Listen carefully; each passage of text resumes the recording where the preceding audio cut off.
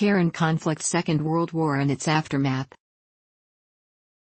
Before the outbreak of World War II, the Karen nationalist movement was moving completely opposite of the Burmese nationalist movement.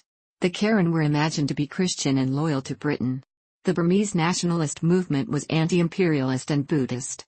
In 1941, just before the outbreak of the Second World War in Asia, the Karen in the army constituted 35%, while the Karen only represented 9.34% of the population in Burma. Ethnic Burmans only made up 23.7% of the total in the army, while they accounted for 75.11% of the total population in Burma. This means that the recruitment of Karen per head of the population was much higher than the recruitment of Burmans.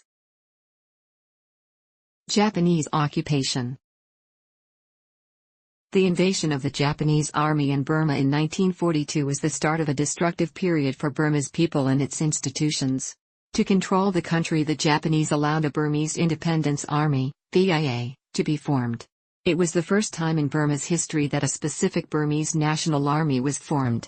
For the first time, ethnic Burmans were allowed to form a political and military institute. This helped to strengthen Burmese nationalist discourse. One characteristic of the BIA is that they excluded all ethnic minorities because they were associated with the British colonial government.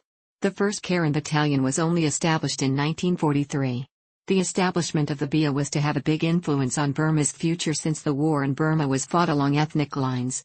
The Christian Karen mostly stayed loyal to the British throughout the Japanese occupation and the Second World War. The Karen were of particular importance for British units for their knowledge of the jungle and their bravery. Under guidance and with support of the British, a Karen resistance army was built in the eastern hills of Burma. By 1945, their numbers would reach 12,000 Karen soldiers. This Karen army was trained to fight the Japanese and thus the Burmans who cooperated with them. Some British officials made promises to Karen leaders that after the war they would gain independence. These trained Karen established a resistance network with the Karen in the river delta to fight the Japanese. The Japanese discovered this and heavily punished the Karen. During the retreat of the Japanese army in December 1944, Karen armed units were crucial in the defeat of the Japanese at Taungoo. In the Dana Range, the Karen managed to resist Japanese war efforts for a long time. The 12,000-man strong army actually managed to capture and or kill a retreating army of 50,000 Japanese. After the war, there was a strong sense among Karen soldiers that they would be granted their own state by the British because of their war efforts. The sense among Karen veterans that they deserved at least self-determination explains partly the failure of later peace talks between the KNU and the Tatmadaw. A remarkable event during the war was the slaughtering of Karen by BIA troops in 1942. 400 villages were destroyed and the violence is estimated to have resulted in as much as 1,800 deaths. This event exacerbated the existing tension between ethnic Karen and ethnic Burmans, which Aung San himself tried to smooth out in later years. Return of the colonial state. After the defeat of the Japanese, the British returned to Burma to continue their colonial rule. But the British returned to a devastated Burma. State institutions were destroyed, the agricultural sector was in ruins and there was no central authority. Burma was ruled by local warlords and a wide variation of armed groups. The BIA under command of Aung San emerged as one of the strongest parties from this chaotic period. To merge the different factions, Lord Mountbatten proposed the creation of a two-wing army. One wing would consist of Burmans and the other wing of non-Burmans, both would be under the command of a British officer. Eventually the army, which was established in mid-1945, in reality were two armies, each with its own history, traditions and different maps of the future nation. 4 Burman battalions were established together with 2 Karen people, 2 Kachin people and 2 Chin people battalions. Aung San's demand for retaining his former PBF units together in the new army was confirmed in the Kandy Conference of 6 September 7, 1945 in Kandy, Sri Lanka. The British followed a policy of creating 2 post-colonial political units in the territory of Burma after World War II. However, the influence of Aung San and his Patriotic Burmese Forces, PBF, backed up by the political party Anti-Fascist People's Freedom League, UFPFL, grew bigger. The Karen and other minorities were afraid to be forced into a state which would be dominated by Burmans. In August 1945, Karen leaders Sabayugi and Sidney Lunay proposed to a British Army official to create a new state called Karanistan. In September 1945, a group of Karen drafted a memorial demanding the creation of the United Frontier Karen States. The biggest dilemma for Karen in this period in the future was the territory inhabited by Karen.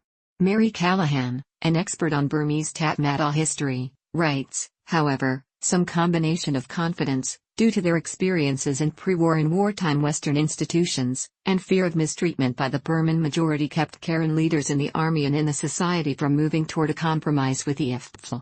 In 1946 the Goodwill Mission left for London. A delegation of 4 Karen went to London to state the Karen's case to the British government. They returned without having reached any agreement.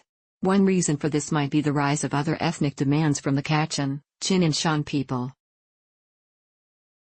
Aung San however tried to incorporate all ethnic minorities into a future Burma. On February 12, 1947 Aung San signed the Panglong Agreement with representatives of the Shan, Kachin and Chin peoples. A formal representative delegation of the Karen was absent. Supposedly because the Karen leadership did not believe in the Burma leadership's determination for the creation of a Karen state. But the KNU's leadership by this time was boycotting all official government-organized gatherings. A few days prior to the Panglong Agreement the KNA, Baptist KNA, Buddhist KNA, the KCO and its youth wing established the Karen National Union or the KNU. The KNU used a sharper tone, demanding independence and boycotting constituent assembly elections. This boycott effectively removed a Karen voice from the critical debates which were to come in the future. In 1947 the Burmese government produced a new constitution, but this document failed to address and resolve the Karen question. On July 17, 1947 the KNU headquarters in Rangoon ordered the establishment of Karen fighting units, known as Karen National Defense Organization or KNDOs. The KNU also established an underground communication line with the Karen Rifles within the Burmese army. In October 1947 the IFPL government proposed to the KNU to create a Karen state but the KNU refused. The KNU demanded more territory than was included in the proposal. The British feared to lose control of the Burman wing of the army. To control the Burman wing of the army the British official Thomas saw the Karen as the answer. Thomas most likely hoped that the British-trained Karen officials would use their higher positions to gain influence in the anti-British Burman squadrons. The Karenization of the army led Karen to hold the highest positions. The Chief of Staff General Smith Dunn, the Chief of the Air Force Saw Shisho and the Chief of Operations were all ethnic Karen. The Chief of Operation was trained in Sandhurst Brig. Saw Kyoto. All the supporting services, the staff, supply and ammunition depots, the artillery and signal corps were commanded by Karen officers. Despite the dominance of Karen in high positions, the Karen leadership was afraid of Burmese retaliation and refrained from radical reorganization of the Burmese wing of the army.